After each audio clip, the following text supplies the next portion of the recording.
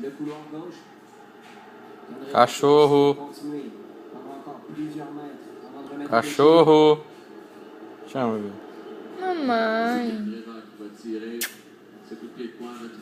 Tá com soninho, tá? O olho tá vermelho, papai. Ó, o olhão tá vermelho. Cadê os bebês da mamãe?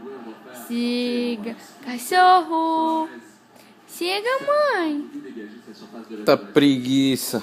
Vem, mãe. Beijo, mamãe. Beijo, mamãe. Beijo, mamãe. Beijo, beijo. Beijo, mamãe. A boca não. A boca é só o beijo do papai. Beijo, mamãe. Chega, deita. Cachorro. Deita pra dormir. Deita pra tirar um cochilo. Deita, mamãe. Deita. Deita, tu. Vem. Vem, mãe.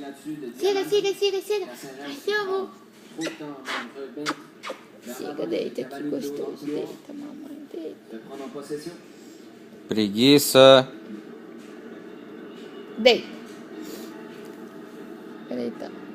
Deita, tio Big, pra mamãe assistir o jogo. Deita. Cachorro lambão.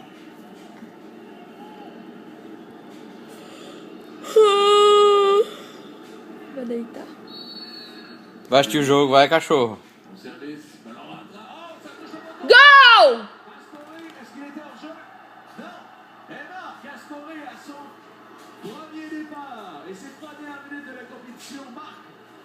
Cachorro.